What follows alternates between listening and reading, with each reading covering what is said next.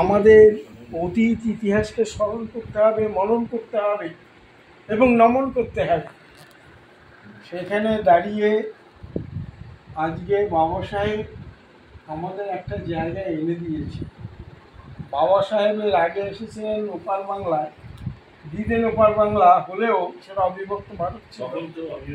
গুরুচাঁদ ঠাকুর, যার শিক্ষা বিপ্লবের ফসল আপনি আমি আমরা সবাই।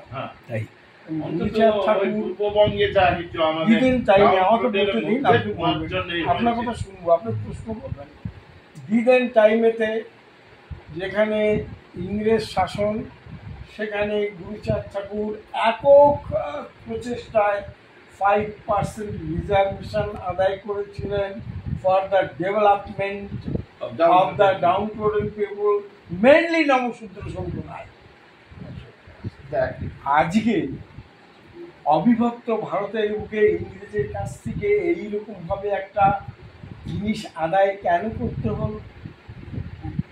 গুরুচাঁদ ঠাকুরের কথা বাণী ছিল, খাও বা না খাও তাতে দুঃখ নাই, ছেলে পেলেকে শিক্ষা দেওয়া এইভাবে চাই। দেখা গেল 30 বছর বাদে বিএ MA সব ল পাস করে পর্যন্ত বেরিয়ে এসছে উদো ছেলে মেয়েরা লেখাপড়া শিখে। তারা এসে বললো, বাবা এখন আমরা কী করবো? আপনি পড়াশুনো করেছেন, আমরা তো গ্র্যাজুয়েশন কমপ্লিট করেছি, মাস্টার ডিগ্রি করেছি, কিন্তু আমাদের জন্য চাকরি নেই। গুরুচাঁদ ঠাকুর তখনই এই রিজার্ভেশনের কথা তার মাথায়। তাহলে আমার জন্য মিস্টার করমচাঁদ গান্ধী কাঁদেনি, আমার জন্য জওহরলাল নেহরু কাঁদেনি, ইন্দিরা কাঁদেনি, বাজপেয়ী কাঁদেনি আমার জন্য নরেন্দ্র মোদী কাঁদছে না, আমার জন্য জ্যোতি বসুও কাঁদেনি, আমার জন্য মমতা হারামজাদিও কাঁদছে না। যদি কেউ কেঁদে থাকে, হরিচাঁদ ঠাকুর কেঁদেছেন, গুরুচাঁদ ঠাকুর কেঁদেছেন, জ্যোতিরাও ফুলে, বাবা সাহেব আম্বেদকর, এই নির্দিষ্ট কয়েকটা কাউন্টেবল ম্যান যারা আমারই সমাজের মানুষ।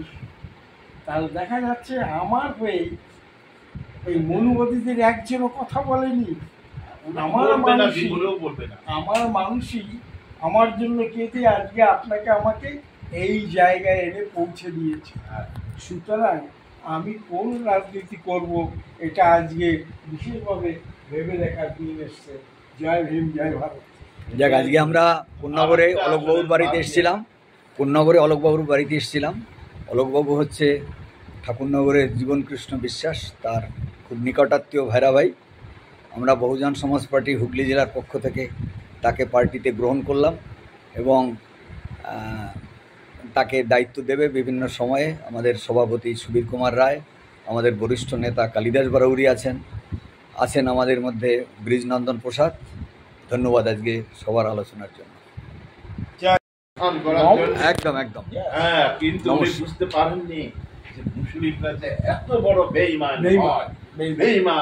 এই জন্য এখন বিজেপি লোকেরা বলে না মুসলমান করো। ওই যে যোগেন মন্ডল বুঝেছিল মুসলমান কি, বুঝতে পারছেন? তার যোগেন বাবু সেই যে রেজিগনেশন